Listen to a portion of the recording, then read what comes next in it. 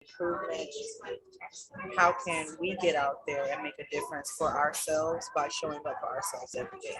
So I just help women find that light that's already inside them and go forward with it and do whatever they will and accomplish all their goals and whatever set destiny is for them. Right. Okay. So I'm just going to go ahead and jump right in. And also, aside from my business, I'm also a registered nurse and holistic health and wellness coach. So the intentions, as I said, of this meeting is to give information about healing and to empower others to move beyond their current circumstances into self-compassion, trust, fulfillment, and having self-love. So I'll start by just defining what trauma is, and that is anything that puts us in distress, puts us where we're having a bad experience that ultimately changes our thought process, our behaviors, and how we show up in the world. So for me, I grew up in a lot of different situations, had a lot of experiences from my childhood to my 20s and to my 30s that caused a lot of trauma and in falling from just falling just so far down, like I hit just the ground. And having that experience brought me to wanting to help other women as I came about changing and different things like that. And so that's how I came about actually forming my business and meeting so many different people.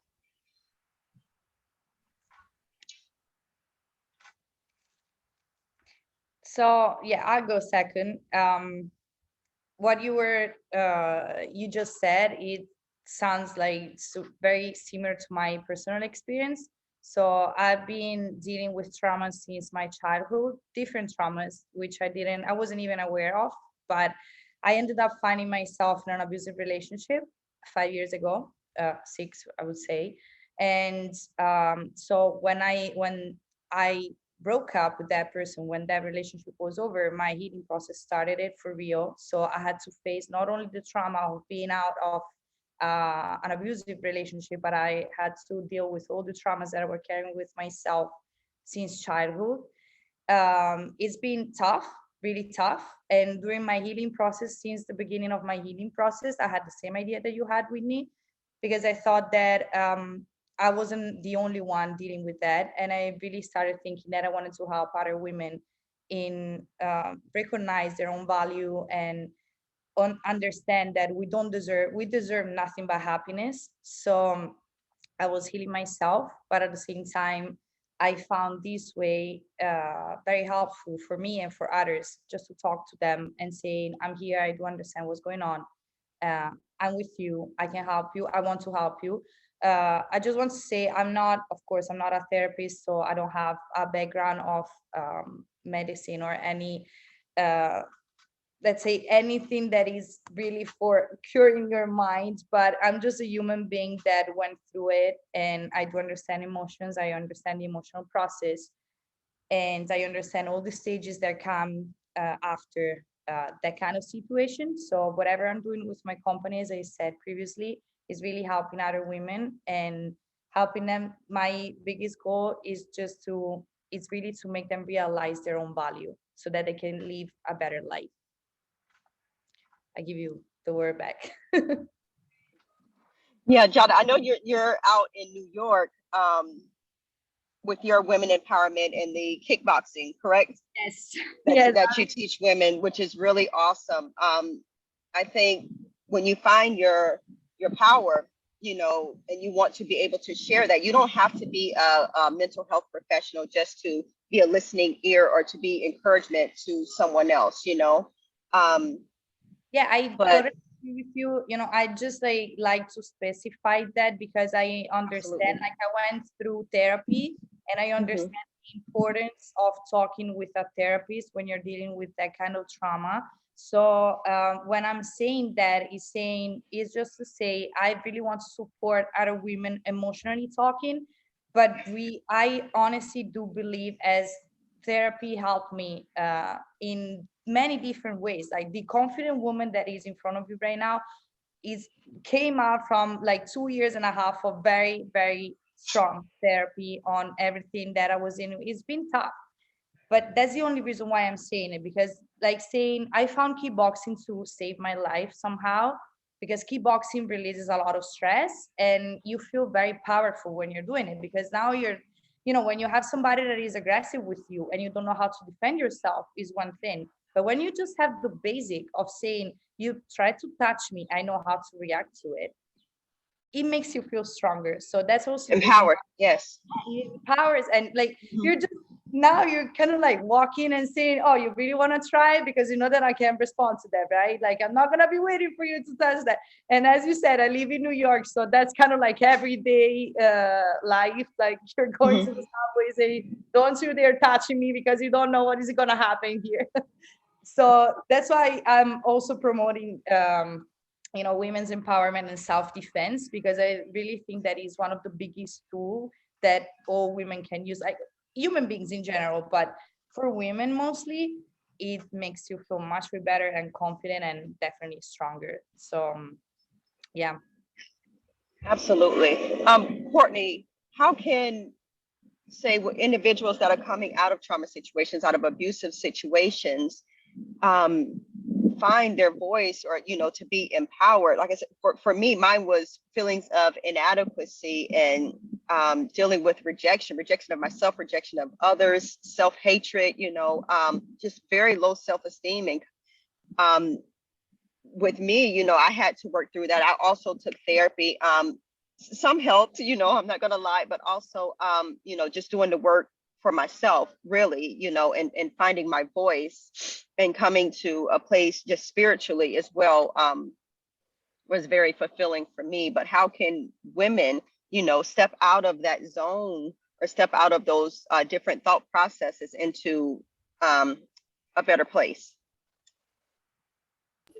So I think both of you ladies hit it on the head in terms of how we all got into the same field or the same interest of wanting to empower women. And it all comes from that feeling of being in a vulnerable state where we can't protect ourselves. Whether it comes from trauma or an abuser, we have to think about that. So how we heal ourselves is think about yourself as a child. How would you speak to a child? How are your inner thoughts playing out to you? No one else hears what you're saying. So what you hear replaying to you is what an abuser has said to you. If you turn that around, you turn that trauma around, how you're speaking to yourself, it helps. So as you're speaking to that inner child, what do you want to say? What did you need at that point in time when that emotion erupted? A lot of how we're dealing with things is based on our triggers, from whether it's those childhood, prior relationships, those triggers walk with us. So they're never going to leave us, but how can we walk with them in a less harsh state within ourselves? And it comes down to how you're speaking. So when you are saying to yourself, well, this isn't the best time, or I feel like maybe this isn't for me, maybe I don't look this way, maybe I don't feel like this way. Think about how you would explain that to a child. Would you tell a child, oh, yeah, no, this really really isn't for you. You shouldn't really step into that. This isn't where you should put your interest. You do better at this. You wouldn't tell a child that. You would give them gentle encouragement. You would show them where the light is and how to use that light in order to move forward past whatever those current emotions are. I like to go in with my clients and have them play the man in the mirror. Michael Jackson really does work, but if you're thinking about it in terms of how your abusers and trauma, all of that was played out in front of your face. Your abuser looked you square in the eyes and told you what they told you, and that's why it stuck, because that was an intimate conversation. You can do the very same thing with yourself. Put that mirror in front of you and have an intimate conversation that allows you to bring that courage back, allows you to bring that confidence back to yourself. And that's where the healing begins, when you can say that to yourself with confidence and you can look yourself square in the eyes. You're changing the narrative of what once was put on you, and it helps. Yeah, absolutely. I know, for me, I did the chair exercise. A lot of therapists does that, where you place just an empty chair in front of you, and you, whatever scenario that you're you have in your mind that keeps replaying or that you need to heal from, you know, that person that did that specific thing to you or whatnot, you know, as if they're in that chair and you're talking to them, saying the things that you wanted to say, you know, finding your voice in that moment, or how you felt you should have been, should have stood up for yourself, you know, in that moment, and just say all of those different things. And it really is a release when you're able to take back your power, you know, and that's a form of taking back your power, is to do that exercise. And then also, you were saying with speaking to yourself, how we speak to ourselves is so important, and showing ourselves self-compassion. You know, I have to remember that myself, not being so hard on ourselves, or showing compassion to other people, you know, more compassion to others than we show to ourselves. And that negative self-talk really, you know, is stifling. It creates stagnancy in our lives. And I think just positive self-talk, and, you know, just doing the work, working through our issues, is how we come to a just a gentler place, you know, in the world, within ourselves. You know, it starts with the self, how we treat ourselves, and how we internally feel is how we show up in the world, and is what brings our experiences to us. So I think just having a good mindset, you know, goes a long way. It goes a long way in our actions. Like for me, now dealing with currently, I was, you two ladies know, but for Lisbeth, I am, you know, in the mix of dealing with, you know, just a break in my marriage, and trying to find forgiveness in that, forgiveness in myself, forgiveness in him, you know, and to maybe potentially rebuild or move forth from that. But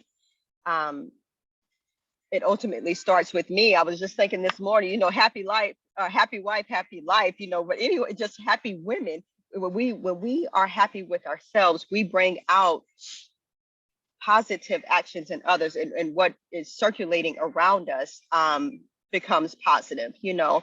So I think the first step is seeing or understanding what you have going on internally, you know, and just one thing at a time. It's not all going to happen at night, overnight, excuse me, but just taking that first step to say, okay, I'm going to do this. And then having a good circle around you to be able to pull you up, to speak with you in your time of need, and give you positive encouragement.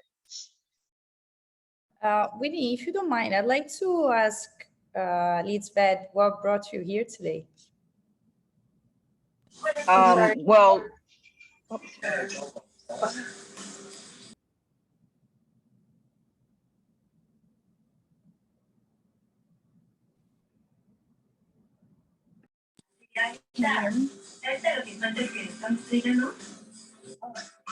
Oh, okay.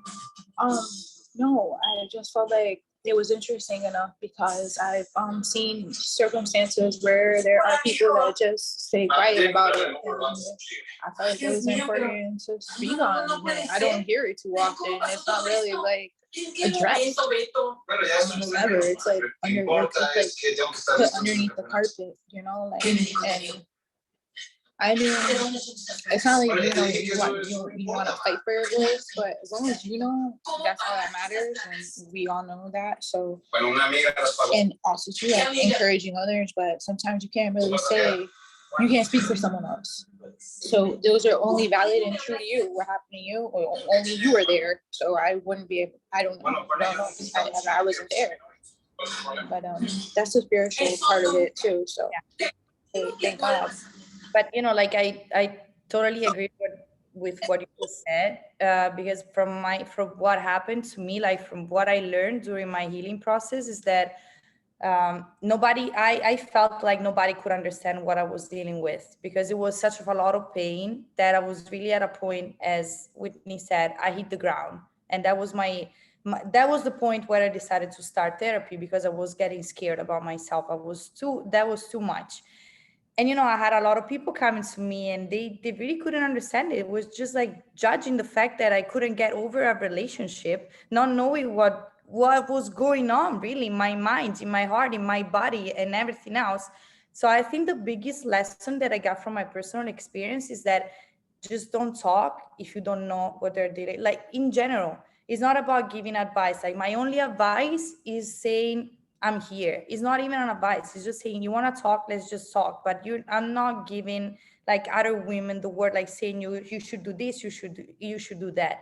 I can give you an advice based on my personal experience, but then I honestly allow everyone to take their time to feel better, to take their time to heal, because we all have different journeys here.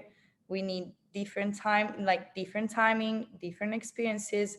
So I totally agree with what you just said. It's really like, I think the goal should be just like supporting each other, but definitely without judging anyone else's situation, because we know nothing about it. So that was a very good point. And I'm happy that you're here, Lisbeth, by the way, and that you're part of our group of meetup. Where are you based? What's up? Where are you based?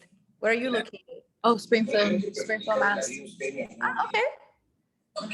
Not too far. No, we're not that far. Whitney, Whitney and Koenig, you should come to New York once. Well, I was in New York not too long ago, actually in March, but that's when everything, but yeah, I was thinking of reaching out to you, but that's when everything fell apart, was at that time. So it was just like, yeah, no. Okay, no, I get it. Yeah, but I think when it comes to speaking out, you have to know who you can open up to as well, because not everyone's going to have your best interests, and not everyone's going to understand it. It may not be, it may come off as just uneasy to you, but they may not know that feels as threatening to you, or just makes you not want to speak to them. But I think finding a place where you can feel safe, you feel safe in speaking and things like that, because sometimes just feeling unsafe, and I just speaking for me, when you don't feel safe in a space, emotionally, physically, mentally, you're not going to want to open up, and express yourself. And the worst thing you can do is hold that in, that's just causing just so much destruction internally. And sometimes, shows up in our body as disease as well, just from not dealing with the things we need to deal with.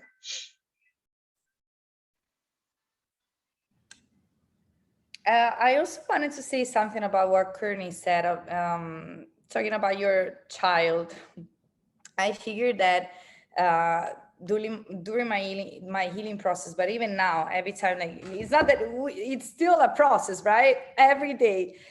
So the good part of therapy was that I understood when a thought is coming from Jada as a woman or Jada as a kid. So if I get triggered from something, I'm just like really asking myself, okay, is that your kid that is triggered by this, or is the woman? Because if that's the kid, as you said, Courtney, it's just like taking care of my inner child 1 second and just say everything is okay.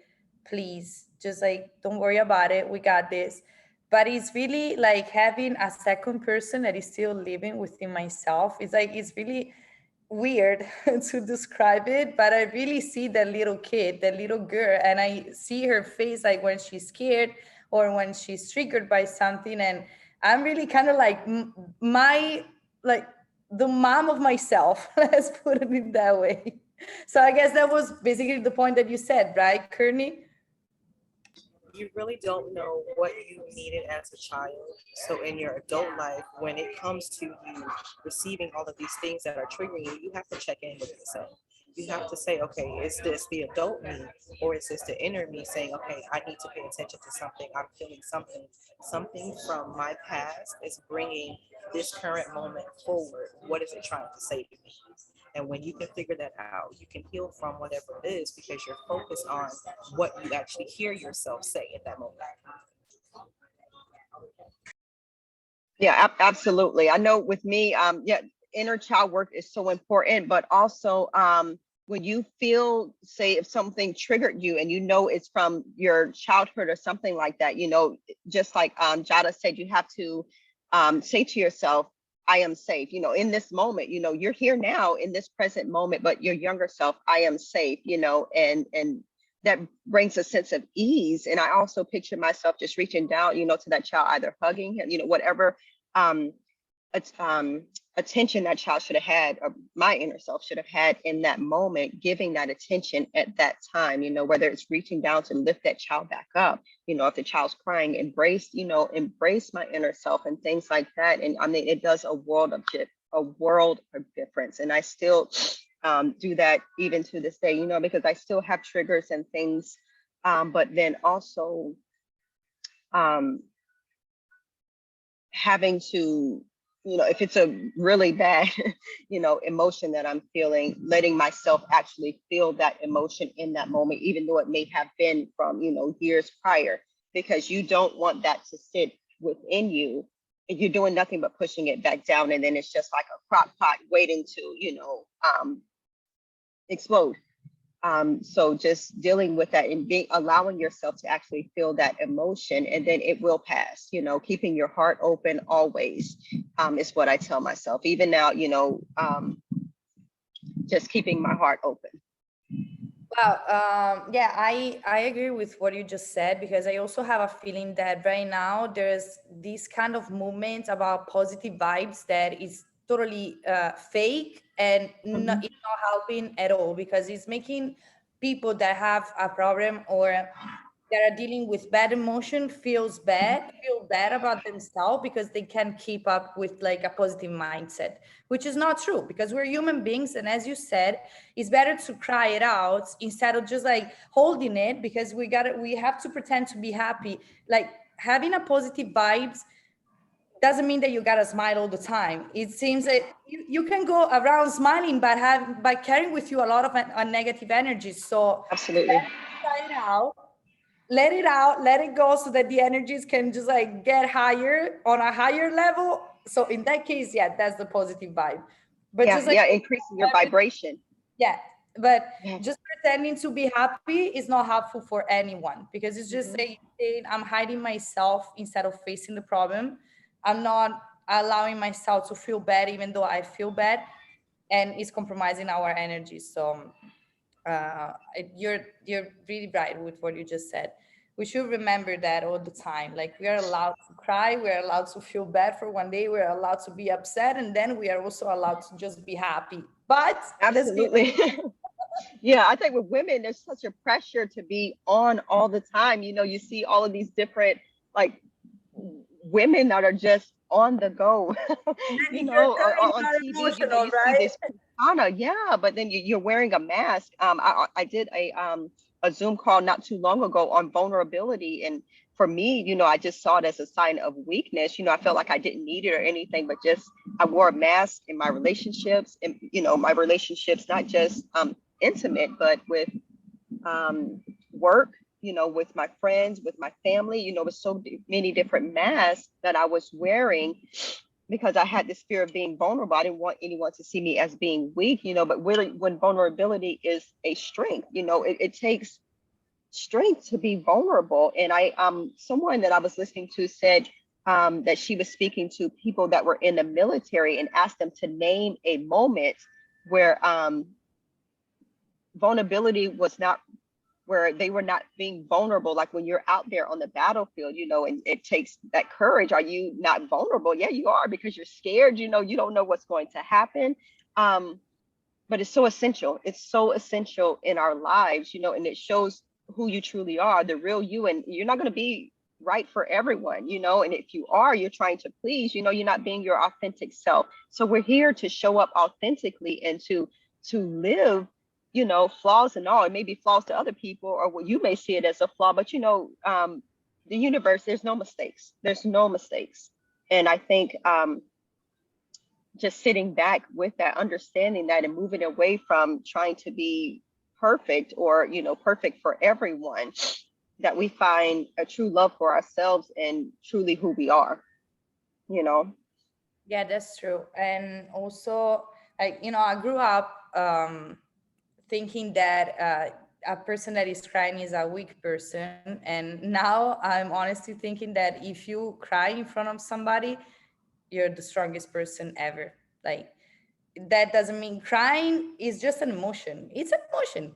like it's something that we're taking out of our body, chest, or however you want to see it. But honestly, I feel like only the weak want to hide their real emotions. So it's up to strong people to be allowed to be yourself and just saying, you know what, I'm upset and I want to cry, and that's it. That's the reality of things. I completely agree. I think it is important to be authentic with your responses and your emotions, because if you're not honest with yourself about how you're feeling in that moment, how can you relate to someone else? And that's literally you being authentic to yourself. You're not going to find who you need to find or who needs to find you if you're pretending to be someone you're not. If you're pretending to feel something you don't feel. How are you to manage your emotions accurately if you're bearing them, if you're not allowing them to come to surface so you can acknowledge them and then move past them once you have. That's the way of healing, is to acknowledge, being aware, acknowledge, and then move past. So I think you both ladies had some good points. Lizbeth, did you have any questions at all? What is it like that you I have a question like my question is like what would be the main reason that made you step out of that situation? Obviously you weren't feeling like yourself. For me, stepping out of, are you referring to just overall, or the current situation with my husband and myself? Yeah, that current situation. Currently. Okay, so just realize my husband and I've known him since we were like 9 or 10. So we grew up together, meaning when we were married, we grew up together, you know, but I think there were no boundaries, not thinking, I know there were no boundaries set for, you know, put in place when we originally got together, because we didn't know, you know, I'm 21 and he's 22. So as we grew up with that, you know, we didn't know what we didn't know. So ultimately it became just, you know, an emotional battle between us, physically as well, and not having a safe place for each other. With me, I was wearing a mask because I didn't want to be vulnerable, and to show him, you know, as if I was weak or something like that. And he didn't like my just strong mentality, you know. And so us battling back and forth together, it just ultimately came to where he felt as though I didn't care, and he found someone else. You know, so dealing with infidelity while we're still, you know, married 13 years in, was just really tough. You know, I'm not saying what he did was not wrong, but owning my part in it, where, you know, I was not being my authentic self. I was just not being my true self, you know, and him having just feeling that lack, and me not, you know, me feeling lack as well from him, and having a different love language as well, played a huge part in it. And when I really just realized that, you know, it was just like, you have to have the strength to love you. It came back to me looking at myself, truly is what it was. And me finding the strength to start forgiving myself, which in turn allowed me to start forgiving him, you know, and looking at what this situation meant. As I said, there's no mistakes, you know. I just needed to look at myself, honestly. And when I started doing that and I started asking questions about myself, is when I rose up from the ashes, you know. Whitney, sorry to interrupt you, but I see that we have less than a minute here, so I didn't want the. Oh, we're running out. Yeah, we are. Okay. Well, ladies. Oh no, did you Really have any quick, other questions that yeah. before we end, I do want to recommend a book called Everyday Karma. It kind of helps you get in touch with yourself and to heal from different things.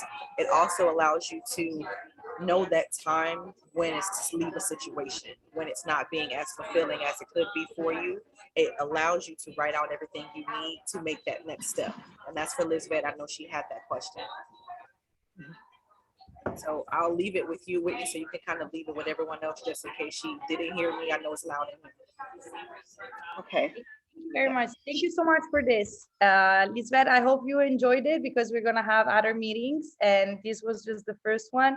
We're gonna change topic and so let's just like stay in touch, all of us, and let's plan the next one so that we can all be together. Just invite your friends, whoever you want to, all the women that you know, just bring them here. It's that same for you if you want to bring other people that you know. I'm keeping promoting on our meetup group and let's plan the next one. And thank you so much. Absolutely. Thank you, ladies. Yeah, just leave a comment also on Jada's page. If you have any other questions, we're more than happy to address it as well. Okay. So yeah, thank you all Thank for you coming. very- Thanks for the collaboration. I really enjoyed it and got to do it again. Yes, we're gonna do it again. Thank you, everyone. Have a good one. Ladies, have a great weekend.